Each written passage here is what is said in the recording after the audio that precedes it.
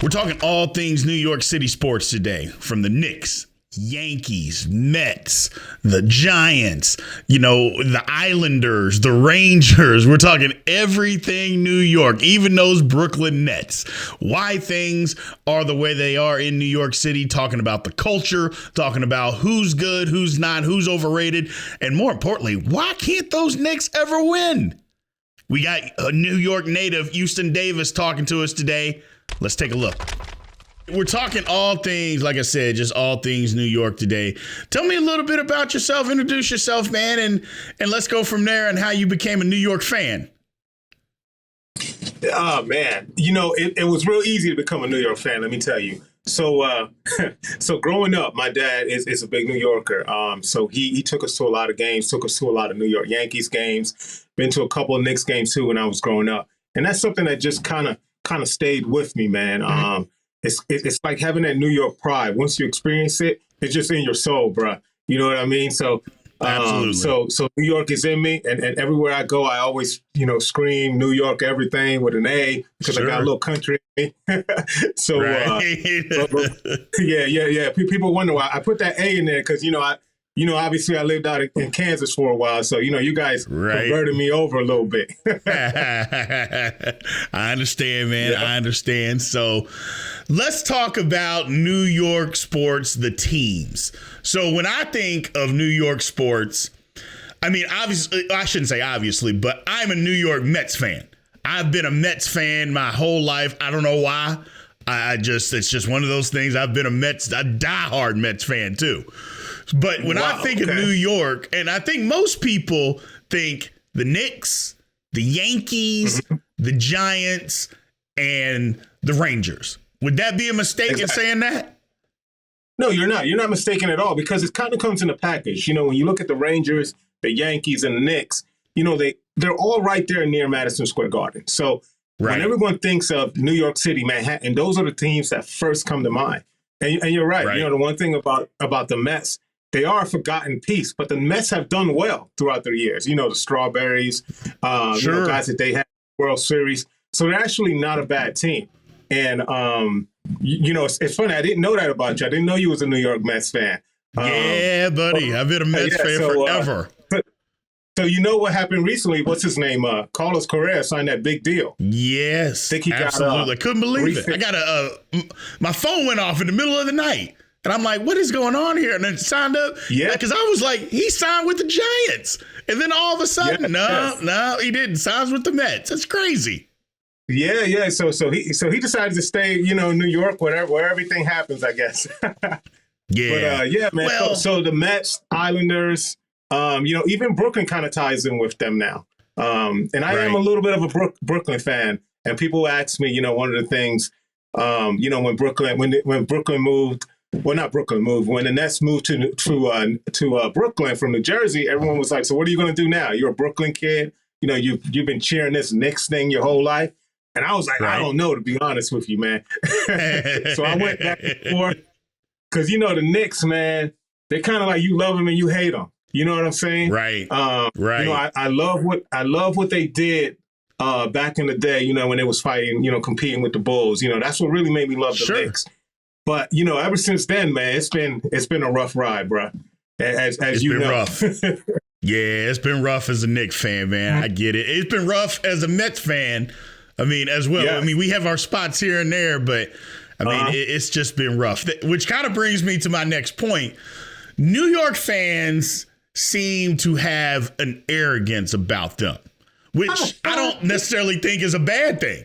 They just have a New York arrogance, which I think is part of the territory. I mean, we all have that a little bit, but New York seems to be over the top. If you take away the Yankees, New York as a whole hadn't really won many championships. Where does that arrogance come from? And I'm talking about lately. I'm not talking about 25, 30 years ago. I'm talking about right now. What has New York won? And again, it's been a minute since the Yankees have even won something. So where does this arrogance come from, man? It just, you know what, man? It's you've experienced it once. So it's always there. It could be kind of like my Knicks. I talk about my Knicks. The Knicks haven't won a championship while I was around, while I was a fan. But we were so close, and just being part of the experience is what brings that, I guess, a little bit of that arrogance that you talk about.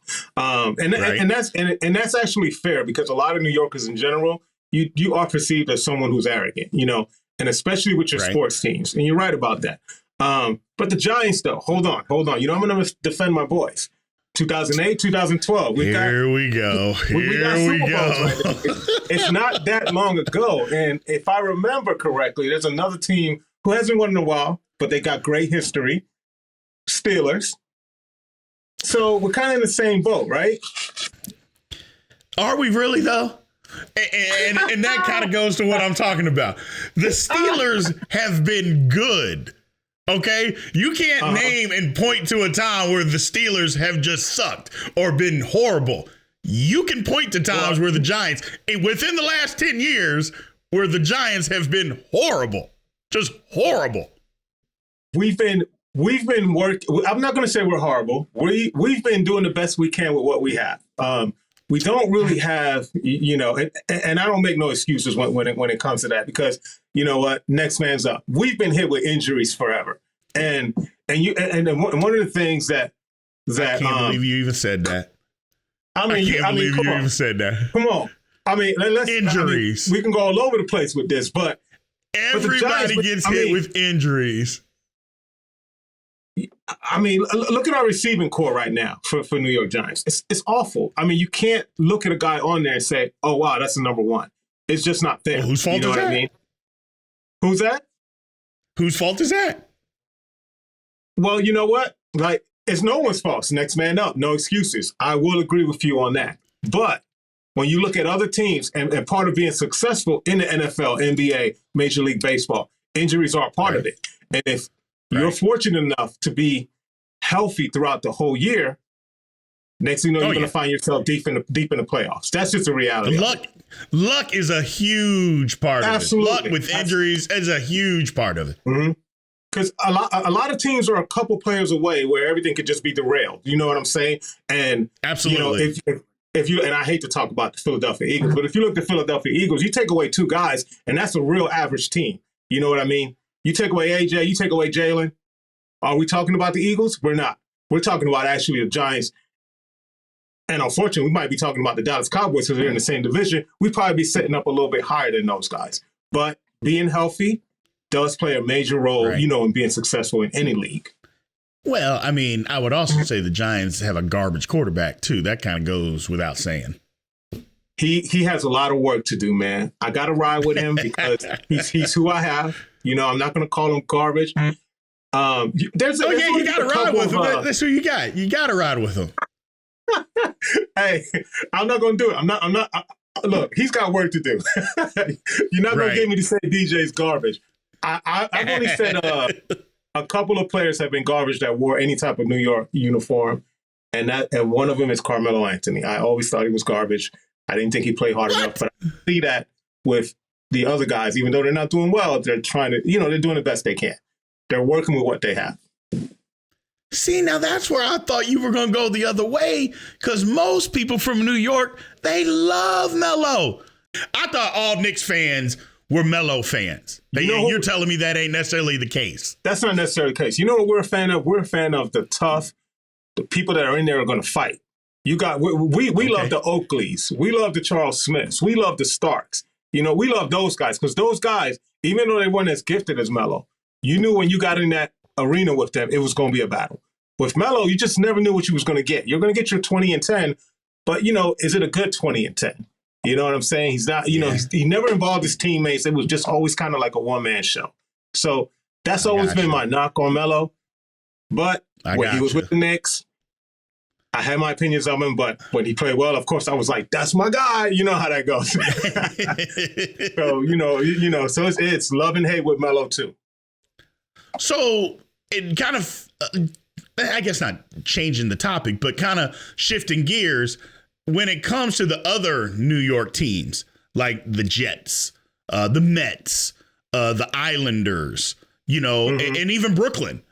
What are the feelings, for instance, because I believe, like I mentioned before, you tell me, because you're going to know. I feel like they are kind of treated as, the redheaded stepchild when it comes to New York teams in New York. Yes, they are.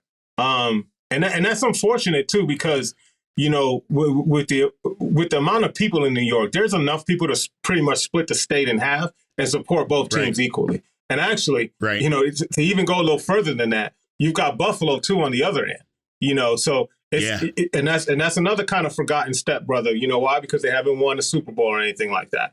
But it's kind of like they are seen as that stepchild, and I think it's because it's a popularity thing, of course.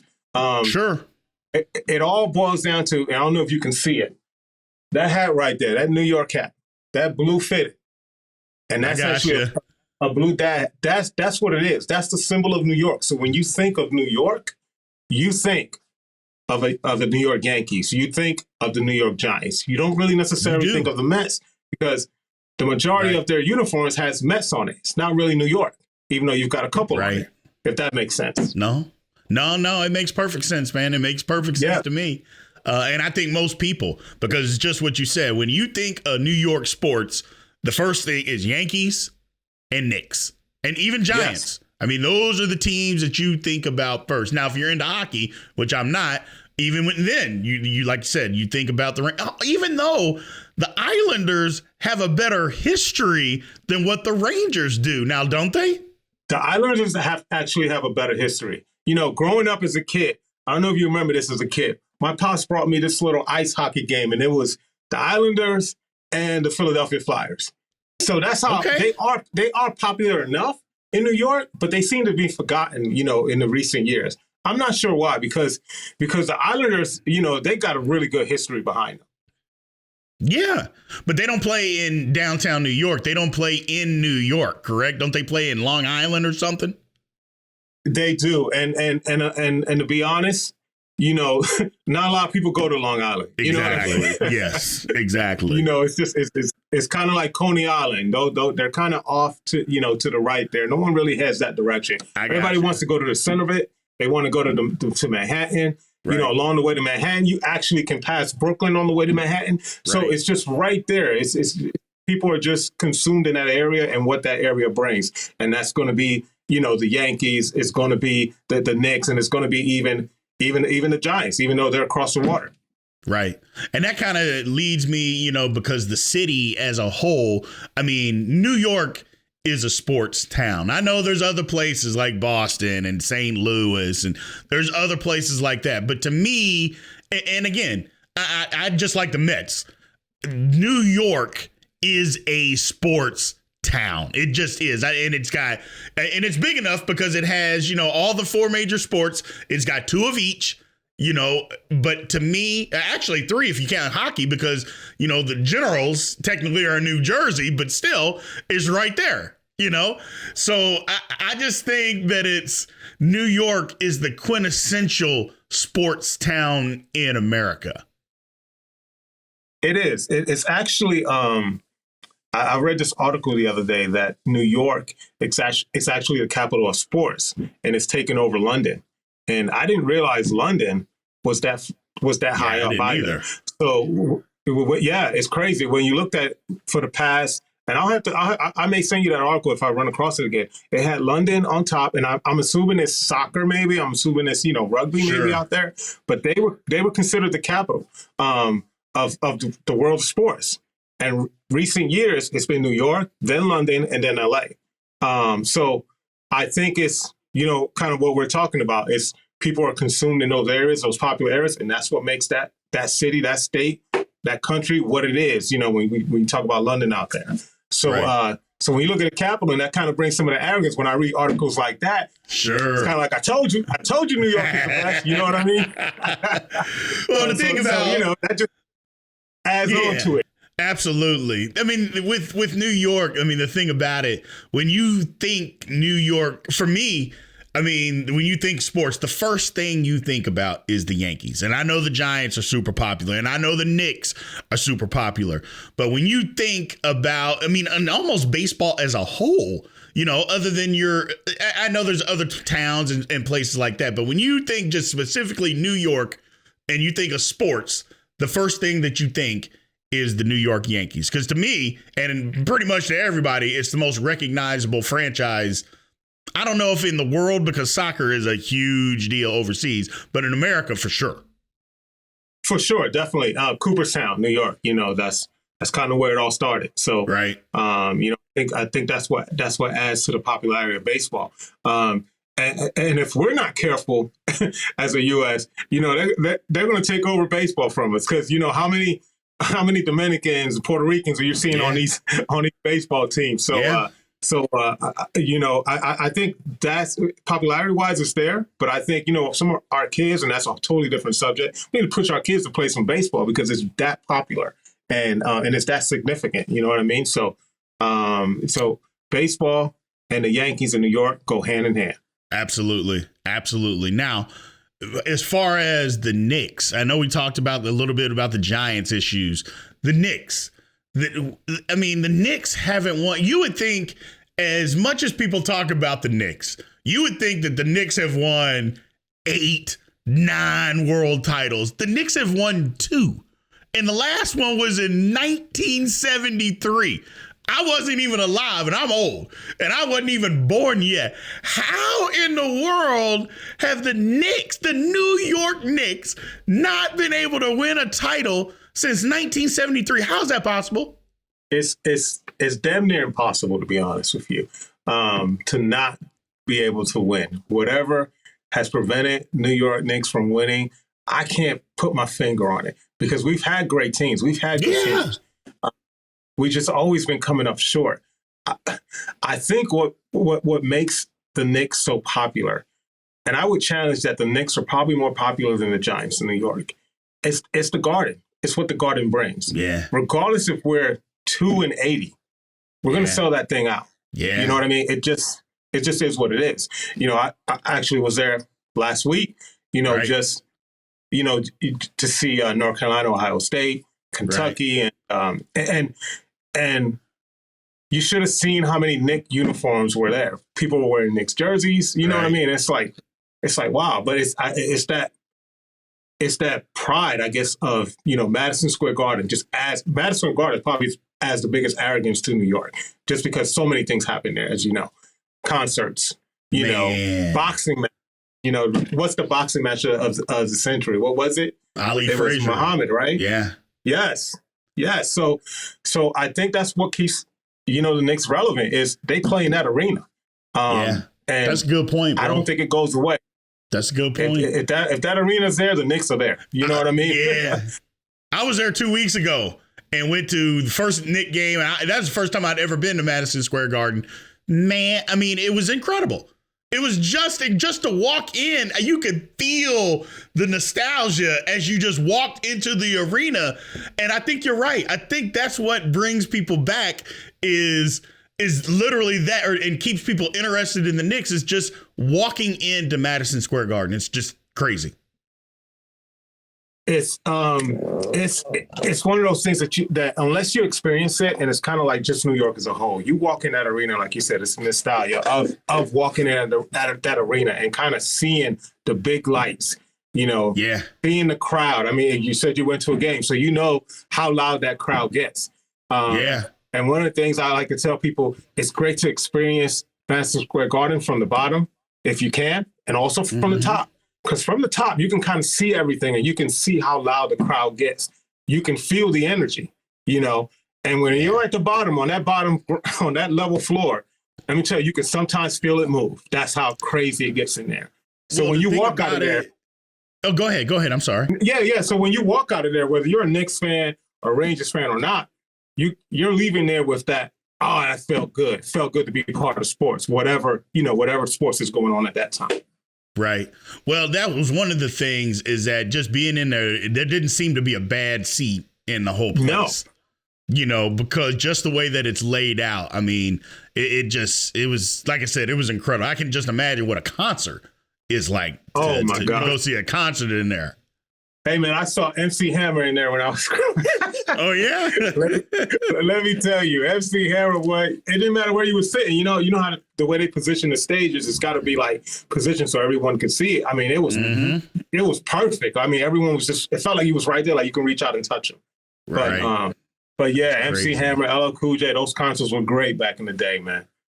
Well, lastly, tell me about Yankee Stadium. You know, we talked about Madison Square Garden, you know, and the Meadowlands is kind of the Meadowlands. I mean, and New Yorkers will tell you that's not really New York, you know. Yeah. But tell me about Yankee Stadium, because, again, Madison Square Garden is gigantic. I feel like Yankee Stadium is just as iconic. I know it's a new one, but I feel like it's just as iconic or even better. And that last point that you said, it's a new one, I think kind of takes away from it, I think. Even though it's a beautiful stadium, you know what I mean? It's iconic. It definitely is. It's the New York Yankee Stadium. But something about the old, you know, can you imagine Madison Square Garden not being there and they're building a new arena? You couldn't imagine, right? Yeah, so no. As New Yorkers, when you went to that Yankee Stadiums back in the day, and now everyone's like, you've been to the new stadium, you've been to the new stadium. And I'm like, yeah, I'm not really pressed, you know what I mean? But I'll get there when I get there. You know, that was kind of my mentality. Yes, it's a beautiful stadium, but if you've been to the original, you're always going to think back. Gotcha. Oh, this stadium felt better because of this, because of the seating arrangements. You know, it's funny in New York. You know, in New York as a whole, you know, we're all in there squished in there, right? Like we're all stuffed in there, right? Right. That old Yankee Stadium, you're like sitting on top of each other, man. There's no elbow room. You're eating your peanuts. You're drinking your soda. You're drinking your beer. You're doing whatever you got to do. But that's what made the stadium great. This new stadium now is kind of, you can almost lay back. Let me tell you. So you're not feeling the New York environment, that rah of people hitting you. Yeah. You know, and it's all in fun. You know what I mean? You know, you go to some stadiums when people elbows start touching and things get out of hand. But in New York, no matter what stadium you go to, it's all in love and fun. I think it's important that we keep the old. I wish they would have never tore it down. I wish they would have kept the old stadium. The Yankees still play there. Right. And I think they probably tried to, or thought of a way to try to renovate it. And I think the way they needed to renovate it, I think they were just thinking, you know, the amount of money that it's going to cost and what we have to do, we just might as well just build a new one. And of course, there's safety issues involved. Of course, they probably had to do it, but you know, just one of those things. Like it took away a little bit from the Yankees as far as the environment into the old, but it's still the New York Yankees, man. The New York Yankees can go play anywhere, and you're still going to see probably a lot more Yankees hats than you will any other baseball team out there. It's crazy. It's like crazy. The Yankees. It's like it's like the Cowboys or like the Steelers. What's the first thing you're going to do? You're going to get that Yankees hat. You're not going to get anything else. That's what I'm saying? It's like, hey, I've been to New York. I've been to the U.S. Right. I got a Yankees hat on. So it's New York Yankees brings a lot of pride and representation of what New York is, and what I would say. I would go as far as to say of what the U.S. is. When people think of the U.S., they think of the New York Yankees. But again, man, the whole Yankee and Nick and Giants and Mets, just the whole New York vibe to me. Like I said, I like the Mets. I don't necessarily like the rest of the teams, but I love the New York passion, man, about the sports. It makes it fun. You ever wonder why people leave off the Buffalo Bills off of that? It's not New York City. Not New York City. That is exactly the answer I was looking for. Because I get that all the time. Because I say New York everything to people, and they're like, oh, okay, so you support Buffalo. And I'm like, well, not really. You know what I mean? It's because they're not there. Right. And I don't think I went to Buffalo. I've drove past Buffalo, go to Niagara Falls, but it's not really my thing. I got you. Exactly. It's different up there, man. Let me just tell you. It's different. It's different. Well, man, thank you for tuning in. I appreciate it and jumping on the podcast. Tell me about your business and what you got going on, man. Oh, yeah. Appreciate that. Appreciate that opportunity. So I own a couple of shops, couple of booze-free bottle shops. A few years ago, just to give you a quick story of it, We decided, me and my wife decided that we were going to try to live a more healthier life, and with some health issues that she was encountering, giving up alcohol was part of it. So this happened right during COVID, right at the beginning of COVID. And, when everybody's thinking, let's shut down and let's stock up on liquor, because that's literally what I did. I said, well, I'm going to stock up on beer and I'm going to stock up on everything. And we got a scare, like, I want to say a week into it. So we had to make that decision right there, like give up alcohol. So once we gave up alcohol, we were looking for different alternatives during COVID, see what was out there.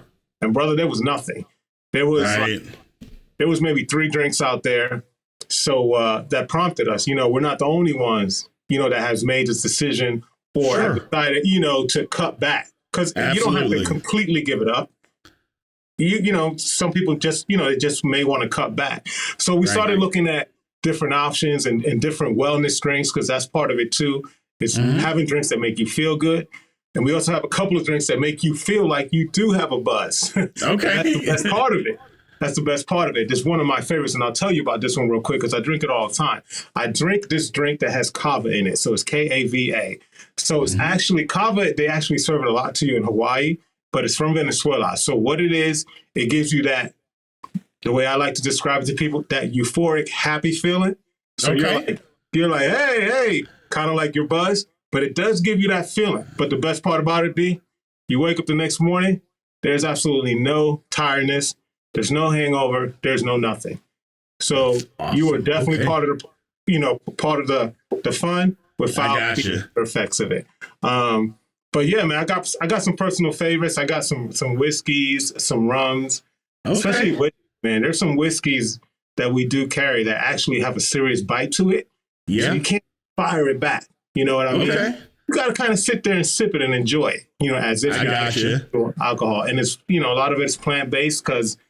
That's that's important to some people. Some people, they want to look at the ingredients, and they want to make sure that it doesn't have any preservatives or anything bad for you. So that's really it, man. We're trying to offer people alternatives and at the same time offering ourselves and providing alternatives for us, because at the moment we don't drink, but it's out there for people, and we're the second overall. New York was the first, of course. Of course, New York beat me to it, and I'm okay with that. In our conversation.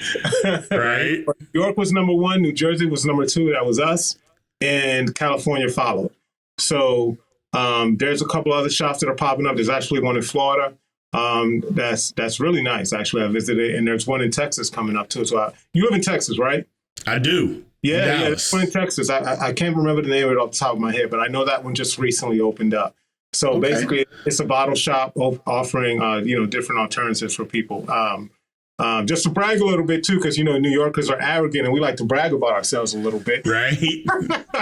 Just kidding, man. But we've been in Forbes. We've been in Vogue. ABC, NBC has done a lot of specials on us. We're going out to Kansas City to be a part of the biggest non-alcoholic event that Kansas City has ever had. Okay. So, we're trying to spread the love, man.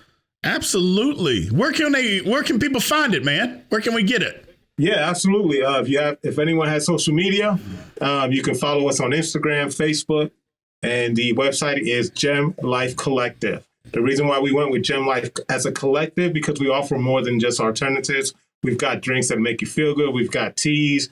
We've got stones. A lot of people are into amethyst and things like that. So we do have a lot of other different products for people and for people to browse. Gotcha. Well, I appreciate it, man. Thank you. Yes, you sounds like y'all are doing good work. And again, we will have you back on soon, man. I appreciate you jumping on the podcast with us. Yes, sir, man. I appreciate you, man.